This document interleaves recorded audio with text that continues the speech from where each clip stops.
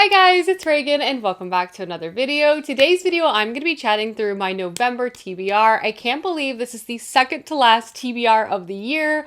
Truly bananas, and has definitely made me feel very focused on the books I'm hoping to get to before the end of 2024. There are so many titles I feel like I could love so much. It could make my favorites list that I definitely need to prioritize and get to. So with that in mind, I'm quite excited about my November TBR. So without further ado, let's go ahead and dive right in. The first book I'm going to show off is The Fury of the Gods by John Gwynne. This is the third and final book to the Bloodsworn series by this author. I've really enjoyed all the previous installments in this series, so I'm really looking forward to see how everything is going to wrap up in this third and final book. But if you're not familiar, this trilogy is John Gwynne's like Norse and Viking inspired fantasy series. It's set in a very cold and desolate landscape. The series itself takes place in a very cold and desolate landscape, and here gods used to roam the land, but after an uprising, they were basically all killed off. Now, their relics, bones, and kind of like remnants of magical items have been left behind, and humans sort of collect them to gain more political and physical power within this land. At the beginning of book one, there are a few individuals looking to centralize power, and to do this, they're kind of attacking various communities and sort of upending life as we know it within this particular geographical region. We're also following a variety of characters, kind of all seeking glory or revenge for their own reasons. We have some people who are joining up in like warrior bands who specialize in fighting monsters. We have other people kind of close to various political entities trying to work their way up in this system. We have others who are seeking to find the ultimate revenge for themselves or to save their lost child. So many interesting characters, lots of complicated paths who also become intertwined, and then obviously the gods come knocking once again. This particular series, I would also say, is incredibly bloody. John Gwynne is really excellent at writing combat, and that definitely shines within this. The series also has some of my favorite fantasy characters currently. Particularly, there is a mother figure in this who's seeking revenge, and I am obsessed with her. Book one was great. Book two was fantastic. I'm on the edge of my seat to see how everything is going to wrap up in this final and concluding novel.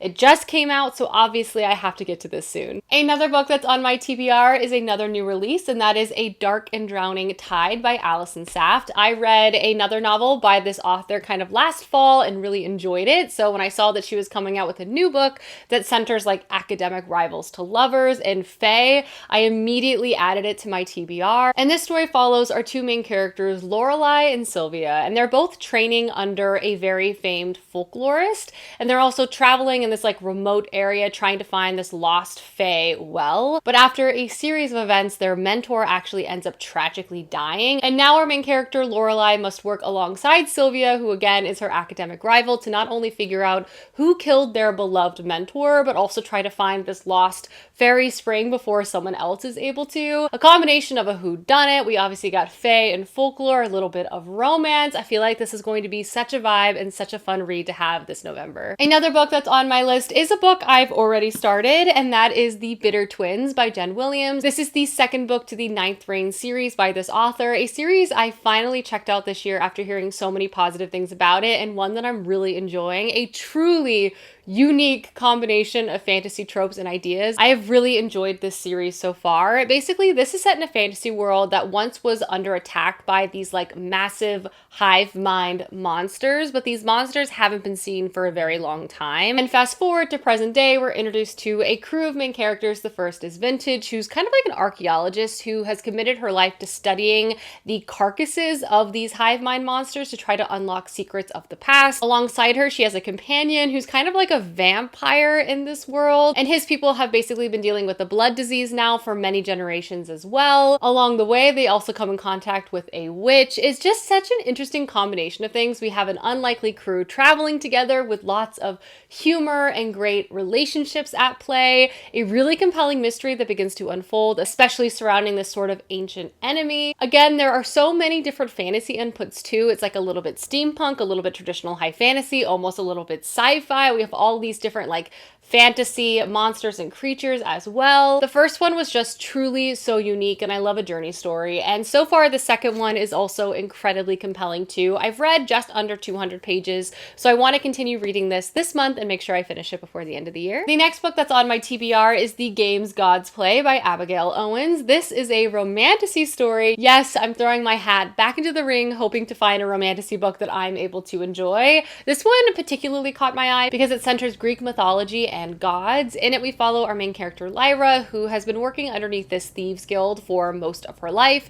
In her world, gods exist, Greek gods in particular, and they kind of oversee and interact with humanity to this day. She herself is trying to have a low profile when it comes to the gods because she has a bad experience with Zeus. However, though, at the beginning of this book, she has an unexpected run-in with Hades, gets involved with him, and then also finds herself participating in this like competition that's held every century where all the gods pick champions so they can become like the king of the gods, if you will. A Hades-centered like romance story really called out to me. I'm hoping I enjoy this. I really just want to find a romantasy series that's for me. So I'm going into this with an open mind and an open heart. The next book that's on my list is one I'm so looking forward to getting to, and that is A Little Hatred by Joe Abercrombie. I have finally completed the standalone novels that exist between Joe Abercrombie's two series, meaning I can finally get started on his next series, which is called The Age of Madness. And I believe this first book to this new trilogy introduces us to a whole new set of characters, all of them with their own motivations, backstories, what I also imagine is a complicated past and perhaps a gray moral compass. It seems that the world is once again on the brink of war as various politicians try to flex their power in this new age of madness with the age of magic not wanting to die.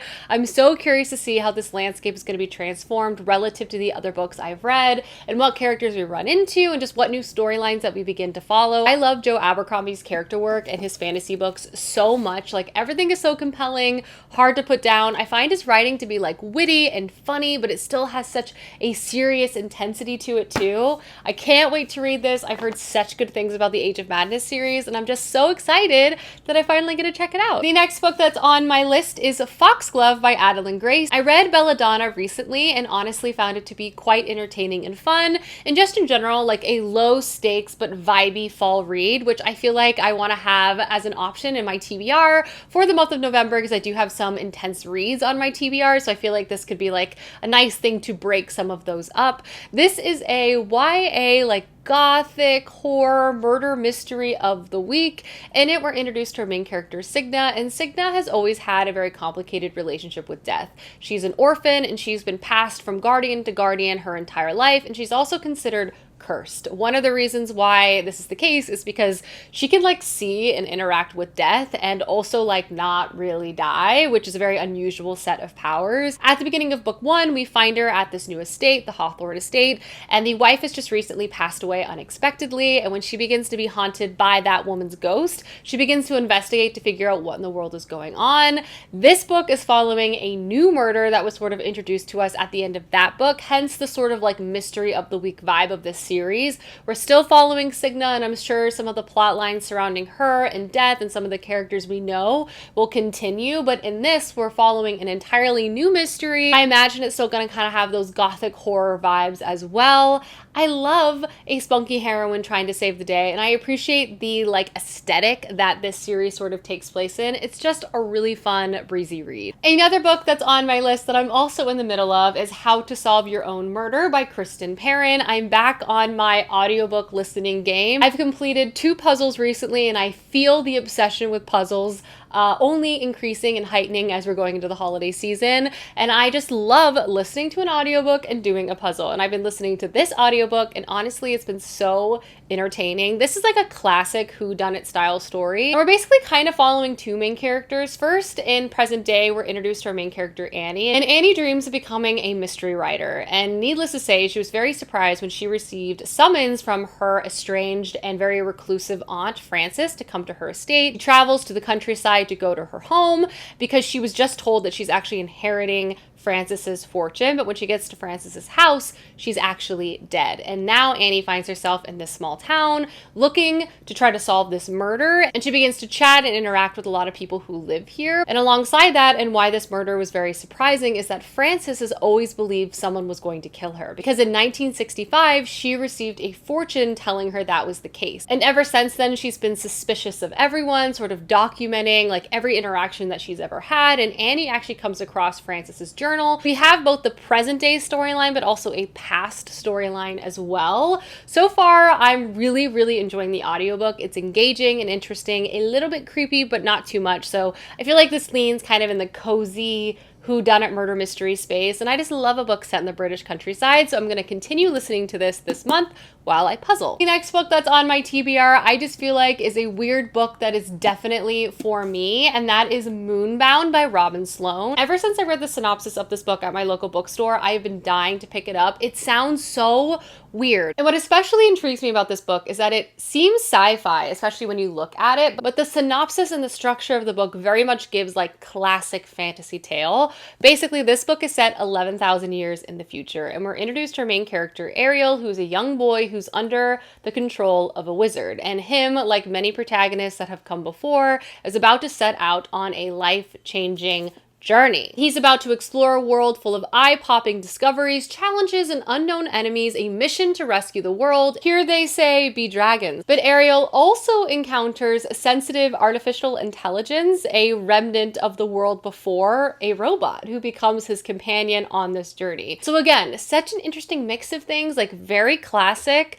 but a little bit retro-futuristic. I am so intrigued by this. I'm also obsessed with the cover, and I just feel like this is the kind of weird story that calls out to me in every way. The next book that's on my TBR, I really feel like could become one of my favorite books of the year, so I'm desperate to pick it up soon, and that is The Vanished Birds by Simon Jimenez. I loved The Spear Cuts Through Water, which is a book I read last year by this author, and it also made my list. This is a sci-fi release that's also said to be beautiful and lyrical and full of found family. In it, we follow our main character, Nia, and Nia lives a pretty lonely life. Her job requires her to basically travel through space alone, leaving her in a situation where she's not only so many miles away from home, but she's also removed from home and the people she loves by years and years and years of time, with every day passing making her even further removed from them. And all she really has left for herself is her work, so she's feeling very alone and adrift until one day she stumbles across a boy in space, and he enters her ship. He doesn't really speak, but they begin to sort of form a connection, and again, I believe a found family situation. I feel like this book is going to be stunning, beautiful, emotional. I really feel like this is a 5 out of 5 star read for me. All I have to do is pick it up. Somebody yell at me if I don't. Speaking of a book I desperately need to get to, I also have Ancillary Mercy by Ann Leckie. This is the third and final book to the Imperial Radich series by this author. I read the first 2 books earlier this year and adored them,